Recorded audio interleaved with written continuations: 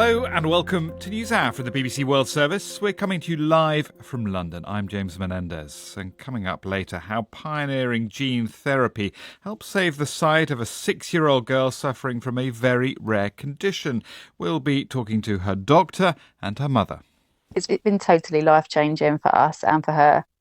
I could never have imagined the results that we got within 1 week. We were just completely dumbfounded. It was like a miracle. I could have just died happy right there and then. We were absolutely amazed. She could see.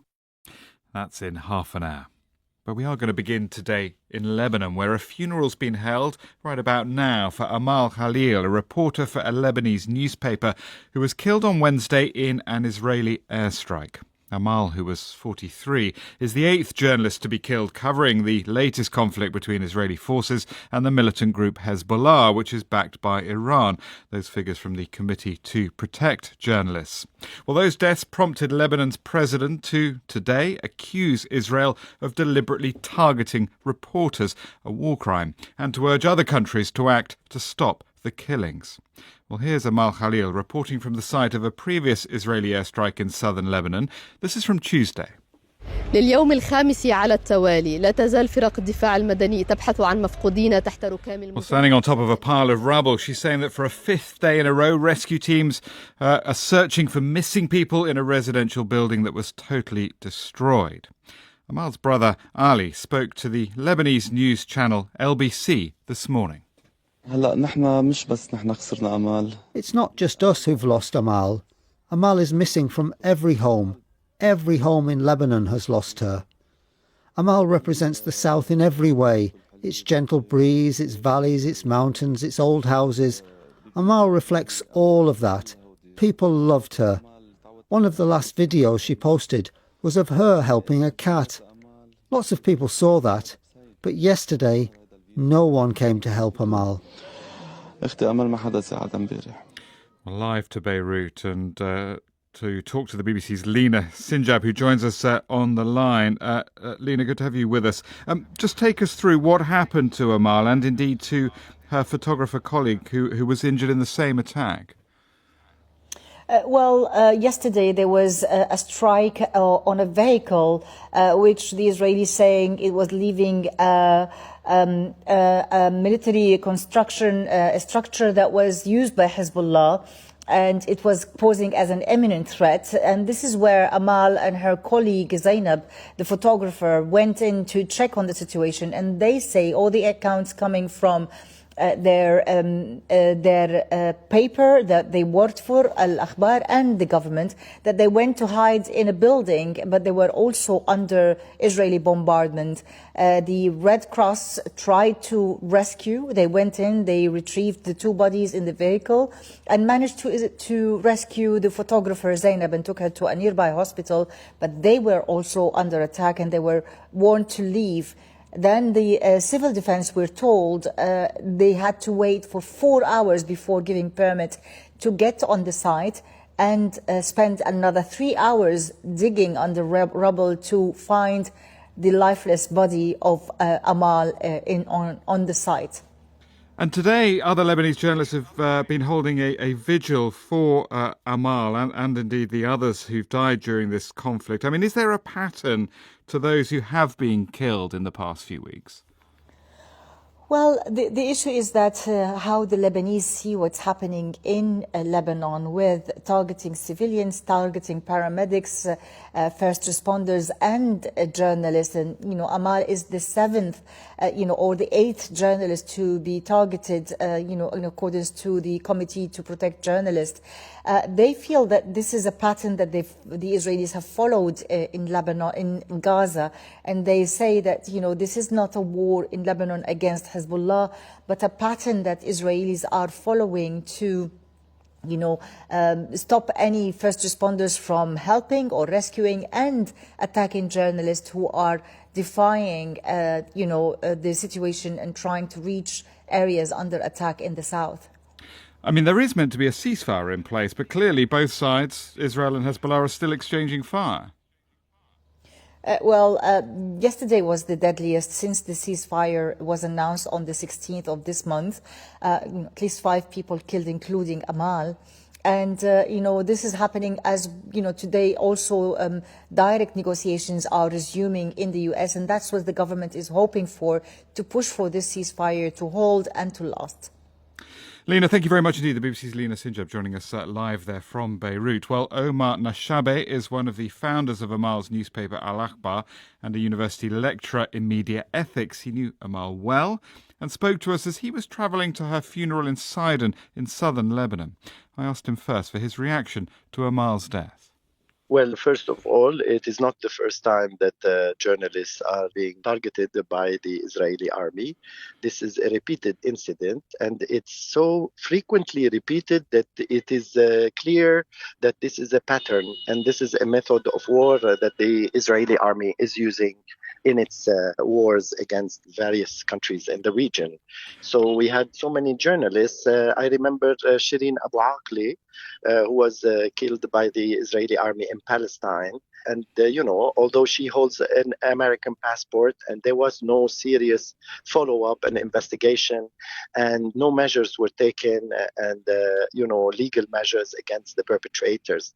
So this is a case of impunity. And when there is such impunity, it encourages the perpetrator to do more crimes. And the shocking thing about this is that this is happening so frequently that it became not just a pattern, but, it hurts me a lot to say this as a journalist, but it becomes meaningless almost for the international community.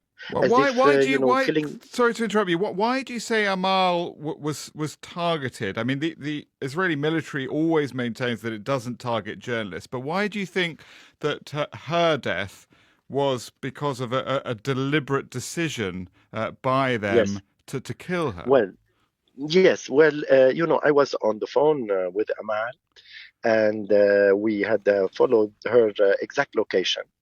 And she was in the village of Thiri, and in that village, she was with her colleague, two ladies in the car, journalists, and there was a car in front of them. The car in front of them was targeted first, and the two men in the car in front of them had died. So Amal and her colleague left their car, and they went to a nearby home to take refuge.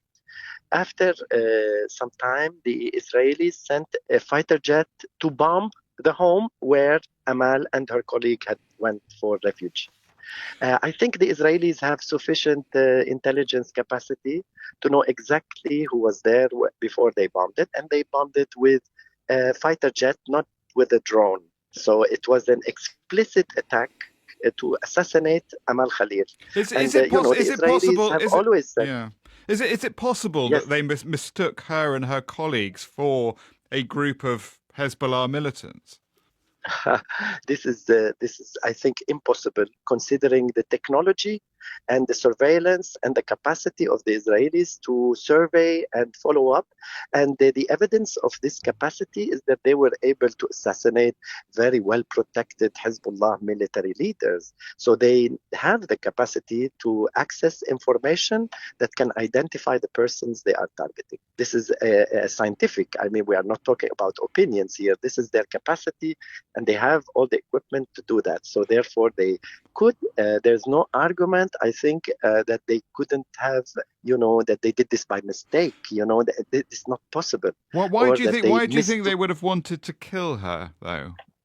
Yes, that's a very good question. She received the threats last year from the Israelis on her phone many times. And many of her colleagues were actually killed by the Israelis during the past few weeks.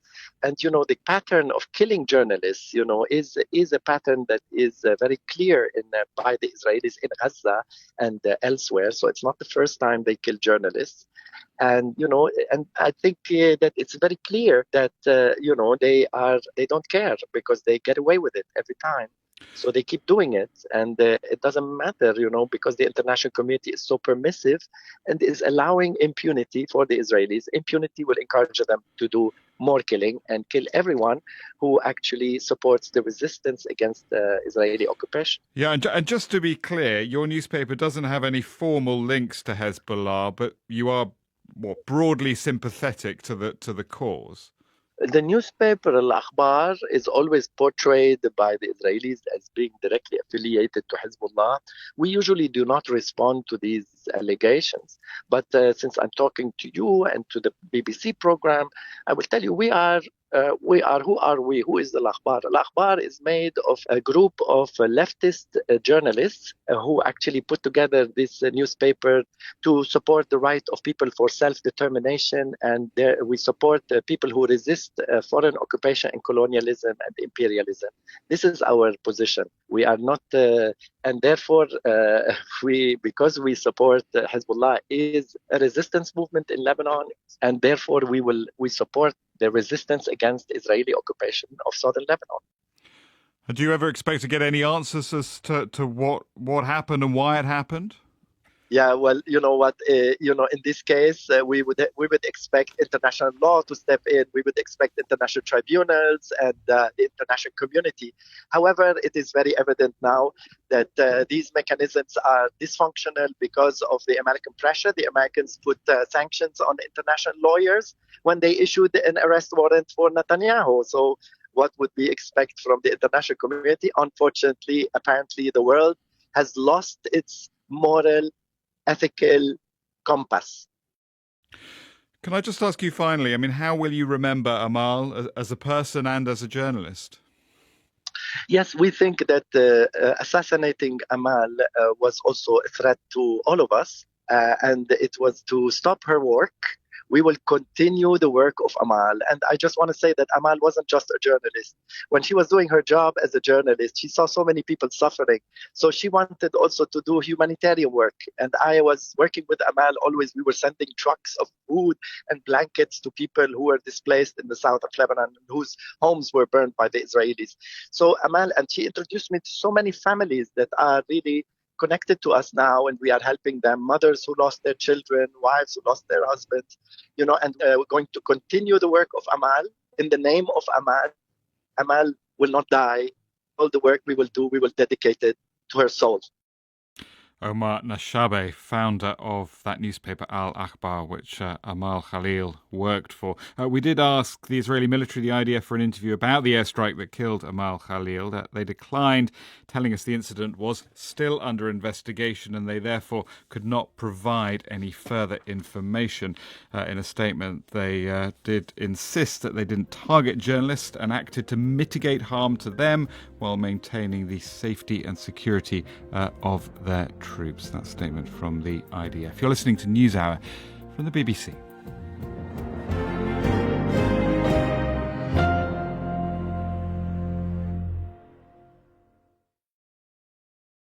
Still to come on the programme, the Pope ends his 11-day tour of 4 African countries in Equatorial Guinea. But was it a trip overshadowed by a spat with another well-known world leader? He's got a certain amount of steel about him. He wasn't fazed by the attacks on him. A lot of people, I think, sat up and took notice. They thought, this is interesting. Here's this American Pope. He's a counterweight to this American president, perhaps in a way that some other world leaders haven't been. More on that in 20 minutes. Our main headlines from the newsroom at the moment. A government-appointed panel in Tanzania says that at least 500 people were killed in last year's post-election violence. The first time the authorities have given a number. Critics have called it a whitewash. The medics in Gaza say 5 Palestinians, including 3 children, have been killed in an Israeli airstrike.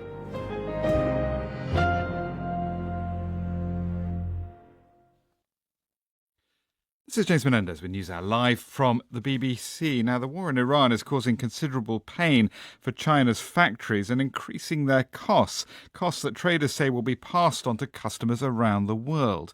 However, the country has oil reserves that others in Asia do not, and its push towards renewables and electric cars have insulated it from the worst effects of the war.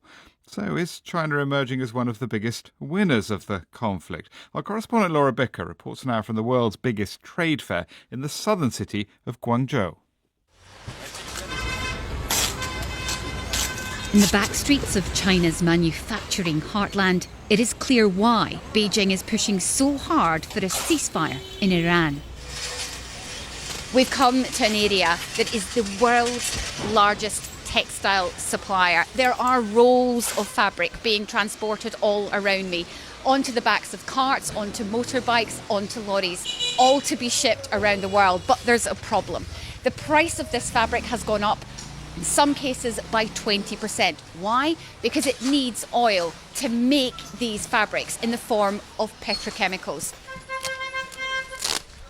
Just off the street, in an office filled with cigarette smoke, 4 local suppliers pour tea into small porcelain cups. They fear they'll have to absorb the extra costs as clients won't pay higher prices. Overall, the number of orders will likely decrease, as the higher the price, the fewer the orders. On the other side of town, in the cavernous exhibition halls of the Canton Fair, this city is welcoming buyers from all over the world. And this year, it's reflecting a world shaped by conflict. Under bright spotlights and an advertisement written in both English and Arabic is one of China's biggest exports, electric vehicles. How are you? I'm fine, how are you? Good, good. Why are you here at the Canton Fair? We are delegation from Oman Chamber to visit the Canton Fair to find it cooperate with the Chinese company. How does the war in the Middle East complicate things for you? It's hard, but inshallah, I hope that is finished.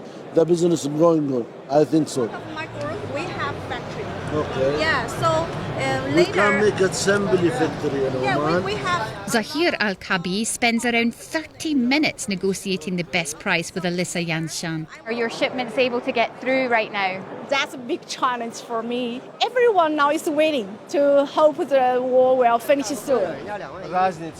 Trader Vera Chen is looking for opportunity amidst all the uncertainty. We're still having so many customers from, every single other countries that they are looking for electric cars and very hope, we can just sell them as soon as possible. And the demand of electric cars is racing up.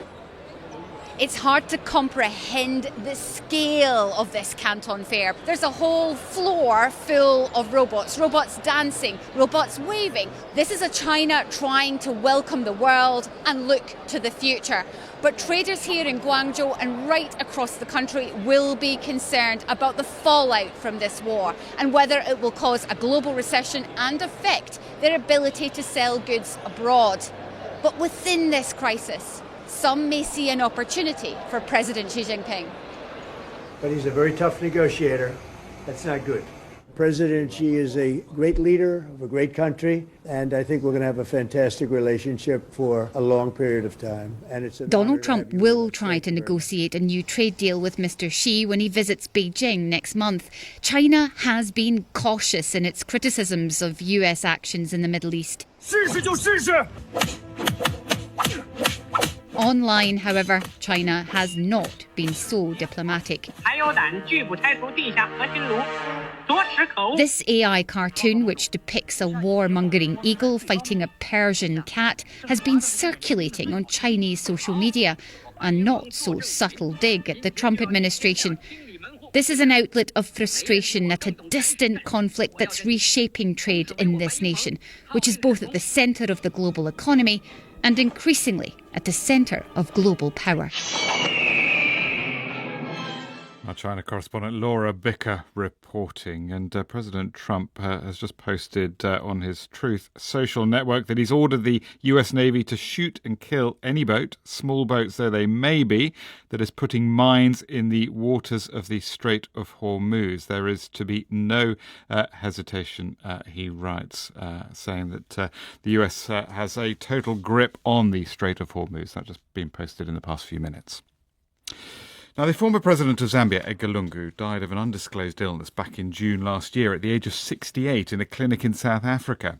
But few could have predicted then the extraordinary twists and turns of the legal tussle that's followed over what should happen to his body.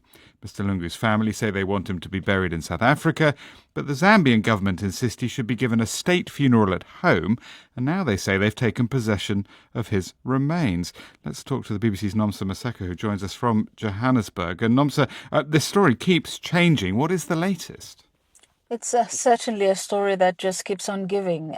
The latest is that the Lungu family has now been granted an interim interdict, which basically stops the South African authorities from handing over the mortal remains of Edgar Lungu for repatriation for that state funeral to be held in Lusaka. So what we know so far is that there will be another court hearing where both parties, the Lungu family and the Zambian government, will be bringing more applications and counter accusations and all kinds of things in court. That will happen on the 21st of May, and many are hoping that that next hearing of next month will finally bring the matter to a finality. Yes, and this has been going on for 10 months. Why do Mr. Lungu's family not want him to be returned to Zambia? Well, before Mr. Lungu died, or even when he was actually president, the relationship between the current president, Hakainde Hichilema, and Mr. Lungu had been strained. You would recall that when Mr. Lungu was president, the current president was detained for more than 100 days for trumped-up treason charges. And of course, when Hichilema then became president, he did not make life easy for Edgar Lungu. So now the family, after Lungu died, the family said it was Mr. Lungu's wish that Mr. Hichilema not attend his funeral. So basically, that's where we are at the moment, with the family and the government of Zambia not agreeing with how his funeral is supposed to take place. Because once it is a state funeral, it means that the incumbent, the president, Hichilema, must be there and possibly deliver a eulogy. We've just got about 40 seconds left. Where are his remains at the moment? Because there was this problem about whether they could stay at the funeral home. Is that right? Yeah, so last night they just disappeared, but we have been able to trace the remains to a South African-run government mortuary, morgue in the capital, Pretoria. So the body is in the possession of the South African government as we speak. Nomsa, thank you very much indeed. That was the BBC Africa senior correspondent Nomsa Maseko joining us live there from Johannesburg. Don't forget, as ever, there is lots more on all our top stories, including what's happening with the war in Iran, all the latest coming out of Washington on the live page running on our website, bbc.com/news. But this is News Hour. Do stay with us. We've got lots more coming up in the second half of the programme.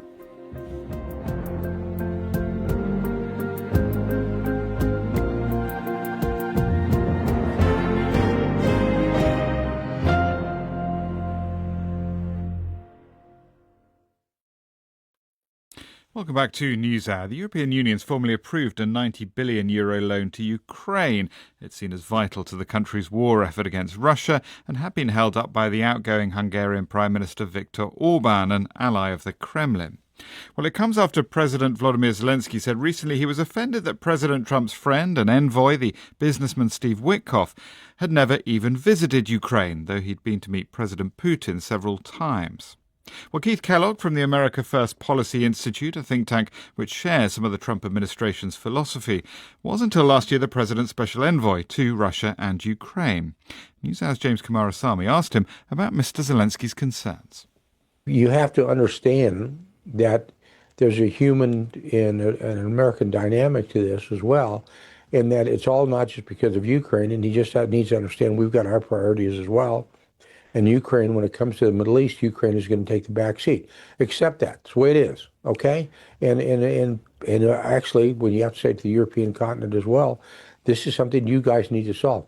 What does it mean for the negotiations that the Americans are conducting, though? Because clearly Steve Witkoff, Jared Kushner, who've been at the forefront of that, are now focused on Iran.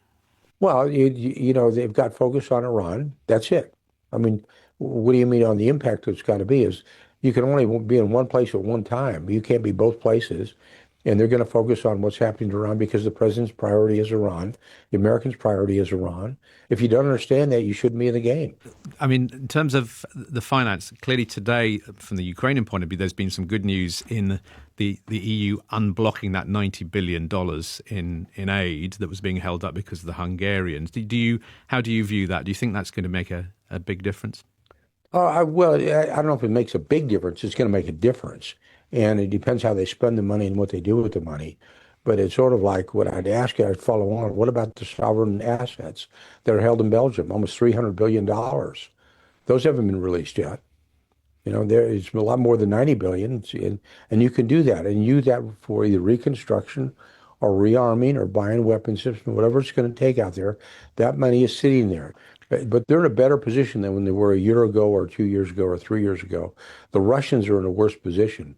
And I would really gang up on them in the sense of really keep pushing the Russians hard, both economically and militarily as well. Has business figured too prominently in the negotiations? Well, I'm going to let you answer your own question. Who are the negotiators from the Americans? Steve Witkoff, Jared Kushner. What do they do? They're business people. Right. Have they ever been in the military? The answer is no. No.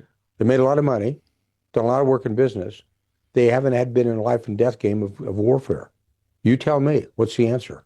Well, my question then is, are they the right people to be doing the negotiation? If it's that's up to the President of the United States. He picks his negotiators, are not me.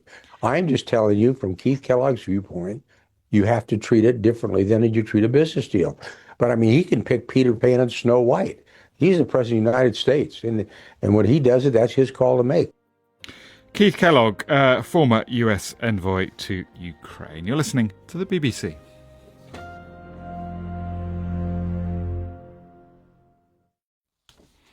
This is the BBC World Service in London. You're listening to NewsHour, and I'm James Menendez.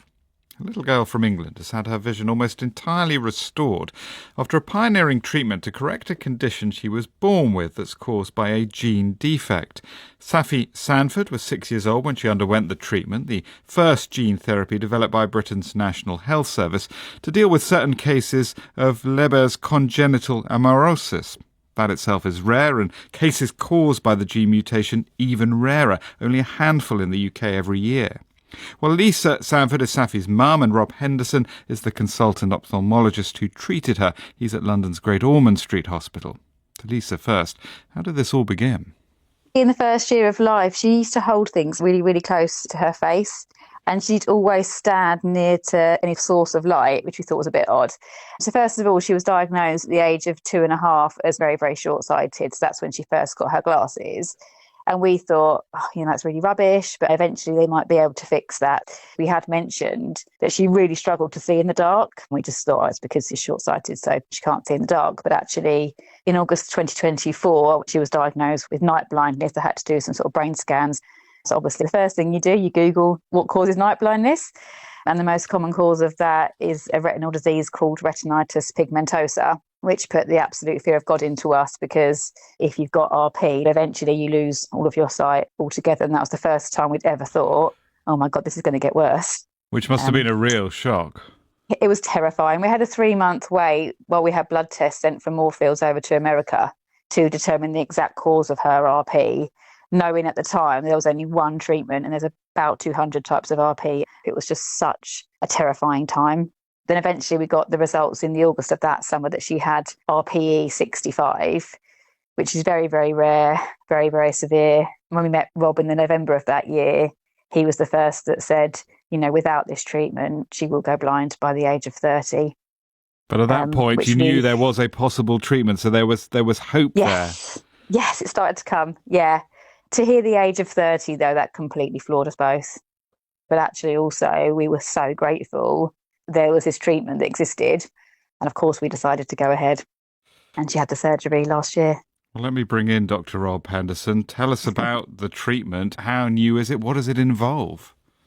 Well, it's been in development for many years. In fact, at Moorfields, we were part of the original group of researchers around the world trying to introduce the first ocular gene therapy, and that was back in 2004. Now, it was an American group that eventually found the most successful version of this, and it became known as Luxturna or Voretigene Neparvovec. Essentially, it's a retinal gene therapy, and gene therapy works by taking a virus that typically doesn't cause disease in humans, and we strip out the virus's own DNA, and we put into that virus a healthy copy of, in this instance, the RPE65 gene. And then we inject underneath the retina billions and billions of copies of this virus. And the virus injects the DNA, the RPE65 gene, into the cells of the retina, which recognize that as a new set of instructions. And that new set of instructions is essentially the fuel that allows the retina to turn light into an electrical signal. So that's how it all works, and in Safi it's worked very nicely. It is amazing, and you make it sound so easy, but how reliable a treatment is it turning out to be? The treatment works in nearly everyone if you've got some viable retina left. It can't bring dead cells back to life, but if you've got cells there that are still capable of functioning, then a copy of the RP65 gene will, in all likelihood, get them to work better. And what we've discovered, and our research at Great Ormond Street has subsequently showed, is that the younger that you go, the more vision that you can potentially recover. And that's the really exciting bit about this, because the original trials suggested that we might improve nighttime vision, and the trials showed that it certainly increased sensitivity to light, and people can function so much better in low illumination settings. But what we've discovered is that really young children actually get improvements in their daytime vision too, and we're very excited about it. Well, Lisa, what has the practical implications been then for Safi? How is she doing now? It's been totally life-changing for us and for her. By the time we got to the surgery, she was pretty much completely blind in the dark. It was really, really tough, and she missed out on a lot of stuff. And he said the results could be quite quick within the first few weeks, but I could never have imagined the results that we got within 1 week. 1 week? We've got a home video 1 week post first op, which was last April, on her left eye. My husband did a home video and we're putting her to bed. So he covered up the eye that had just been operated on. And the only thing she could see out of the eye that hadn't been operated on was the light in her room. But in the eye that had just been operated on, for the very first time, she was pointing, there's mummy, there's my bookcase, there's my cuddlies. We were just completely dumbfounded. She could just see. She could see everything. It's amazing. And what about now? And what about that daytime vision? How's that coming along? If you left something in the hallway, like the laundry basket, she would go flying over it, bless her. She never ever saw steps. She used to feel steps with her feet. She'd find it difficult to take part in certain activities at school. And now, at Touchwood, days go by and I forget that she's even got RP. She can do everything. She can run in the dark. She can see in the dark. She can see hazards. She can spot objects. It's like a miracle. We are so grateful and so happy and so relieved. I can imagine. That was Lisa Sanford, Safi's mum, and I was also talking to Dr. Rob Henderson of Great Ormond Street Hospital here in London.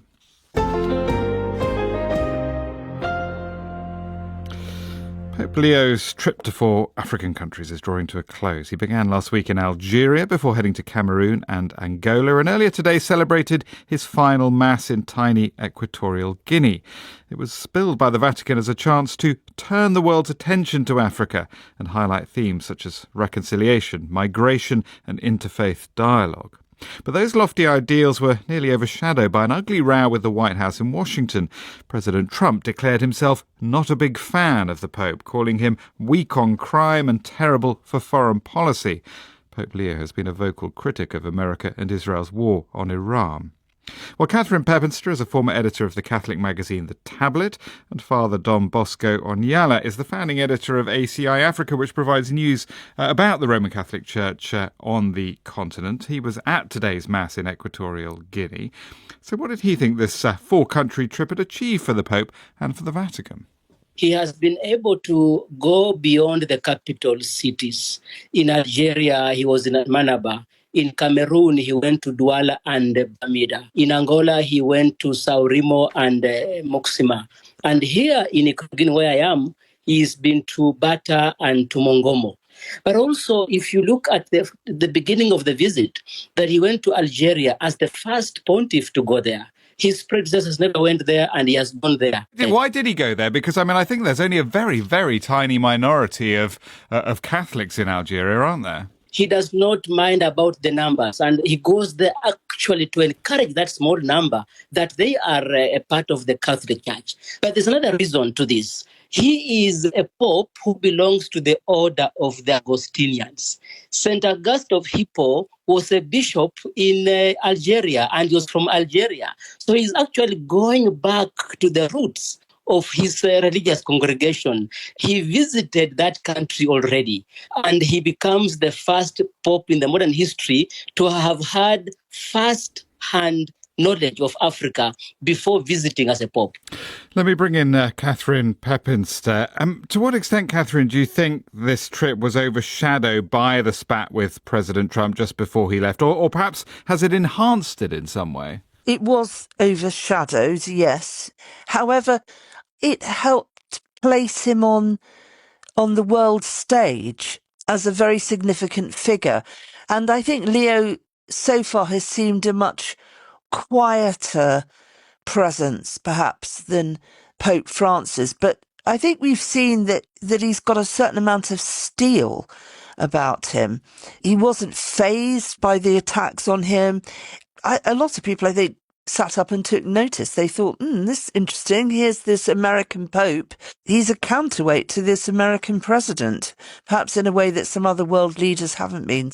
Father, how did it look from where you are? How did his apparent standing up to President Trump go down, I mean, with church leaders during the trip, church leaders in those 4 countries during the trip? It was on the trip to Angola, coming from Cameroon, that he was able to clarify that he comes to Africa as a pastor.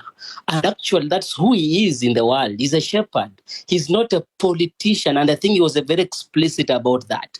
And he also clarified that his messages were prepared long before his travel. So if there was the impression like he was responding to Trump, then that was not really the case, because he does not want to get into an argument with Trump. He is a pastor on spiritual matters.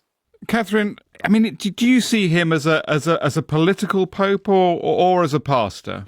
He's very much a pastor. That's his primary role. But don't forget that the Vatican is a significant diplomatic force. And while Father is correct in saying that those speeches were written 2 weeks ago, nevertheless, he still decided to give a speech in Bamenda where he talked about the world being ravaged by tyrants. They would have known how they might be interpreted, and they decided not to row back on them. So they decided to stick to their script, and that decision has consequences, and they will have known that. Yes, Father Don Bosco, I mean, interesting that he's in Equatorial Guinea. The president there has been in power, well, he's the longest-serving president in the world. His son is known for his flamboyant lifestyle, and I think the Pope talked about Equatorial Guineans needing to serve the common good rather than private interest, bridging the gap, and I'm just reading here, bridging the gap between the privileged and the disadvantaged. I mean, I guess people where you are will have known exactly what he was talking about. So he speaks truth to power. This is a country that has a majority who are Catholic, So even the president is a Catholic and has gone through a Catholic teaching. So when he speaks about the need to take care of everybody as a president, he is talking to him both as a diplomat, but also as a shepherd. The president, being Catholic, has to listen to the Holy Father. Yeah, and Father, just a quick final word to you, and I just wanted to ask this. I mean, do you think there will be, perhaps in your lifetime, a black pope? In electing a pope, they look at, his profile and the ability to lead the worldwide Catholicism. What is happening now, of course, is that there is growth here in Africa. Seminaries are full, and Africa that used to be receiving missionaries now is sending missionaries. Religious orders that had Europeans and Americans at the helm are now having Africans at the helm. So it's perhaps a question of time. It seems like Africa will provide that which has never been the case in the past. Father Don Bosco Onyala, and I was also talking there to Catherine Peppenster. You're listening to NewsHour from the BBC.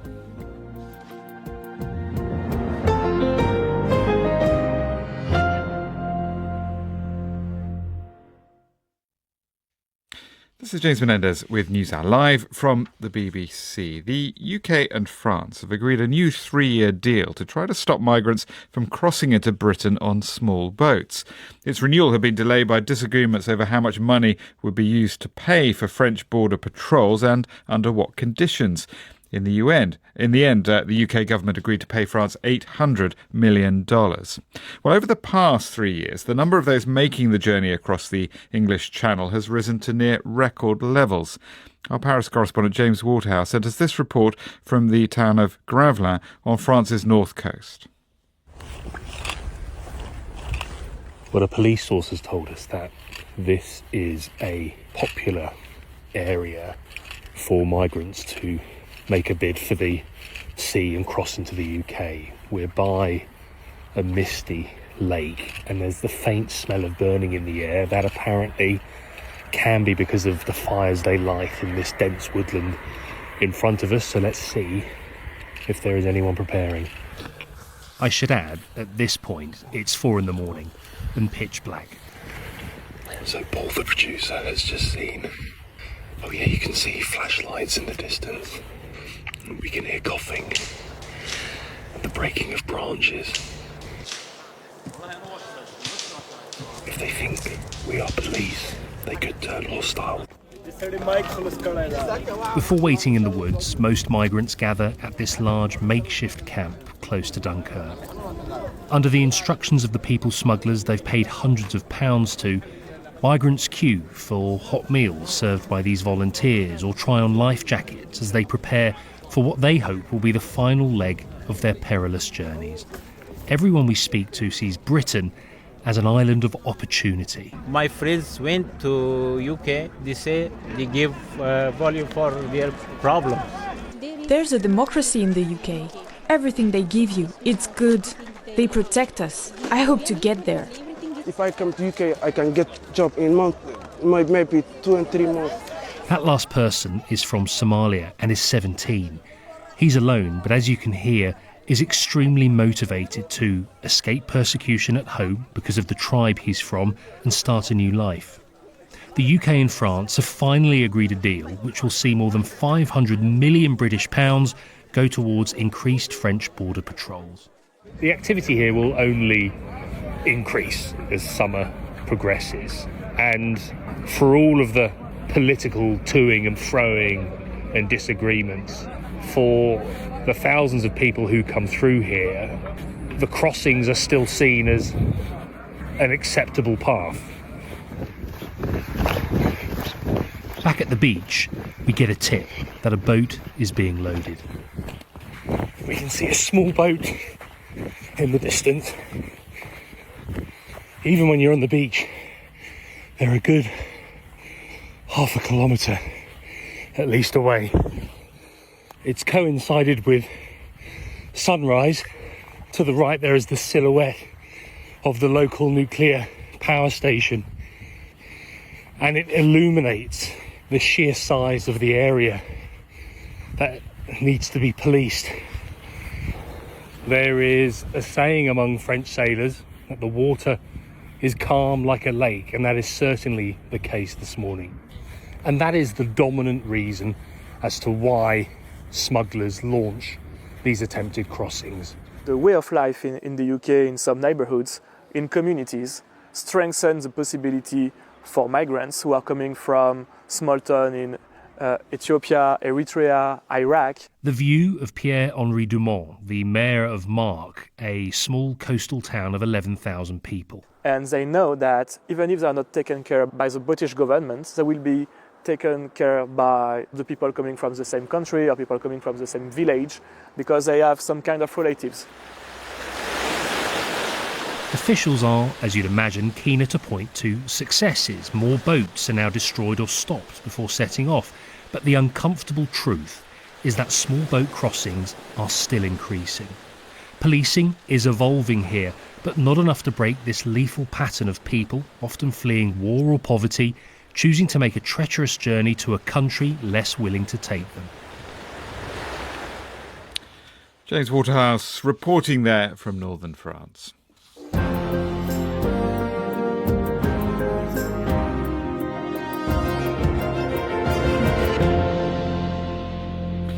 It's enough to bring a tear to your eye. A competitor at the Boston Marathon on Monday collapses just a couple of 100 metres from the finishing line. Spectators film him struggling to get up again, but every time he does, he falls back to the ground, utterly exhausted. But then salvation emerges in the form of first one of his fellow runners and then another who, between them, carry him over the line to cheers from the crowd. While Ajay Haridasi is the athlete who was helped to the finish, Robson de Oliveira and Aaron Beggs, his wingmen. Here's Ajay. I saw the finish and I knew I was crawling at that point, but my quads just fully gave out. And I just remember getting back up every single time. And after the second time or third time I fell, I started slapping the ground to try hyping myself up. I rolled over for a second. I was going to take a deep breath and honestly just started crawling or something. Aaron, who's from Northern Ireland, was all set for a personal marathon best when he spotted Ajay, and he and Robson from Brazil helped the stricken runner. We see the finish line and everything, and I looked at my watch and I was debating. I was like, do I help, do I not? Do I get a PB? Yes, everybody else! And for some reason, my instincts decided to take me over. I was struggling to get him up, and if it wasn't for Robson to come over and help me, we wouldn't have been able to get there. 200 metres roughly is a long way to carry him. As we got to the finish line, I had my arm round AJ and I was calling for the wheelchair, and they went flying past me and AJ, and I was like, what are you doing? And I turned around and Robson was actually in a worse condition than AJ. So it just goes to show how much of a selfless commitment it was by himself as well. Yes, he was in a pretty bad way, Robson. Well, speaking afterwards, Ajay was full of praise for those who came to his rescue. I was shocked, honestly. The more I think about it now, it's there was no reason for him to do that. There was no reason for either of them to do that. It was insane. That was the greatest feeling ever. Well, the three runners are all now well and say that they are already planning their next marathons. Well, that brings us to the end of this edition of News Hour. As ever, while we're off air, you can keep up to date with all the latest here on the BBC World Service and on our website, bbc.com/news. I will be back at the same time tomorrow. For me and the rest of the team, thanks for listening. Until then, bye-bye.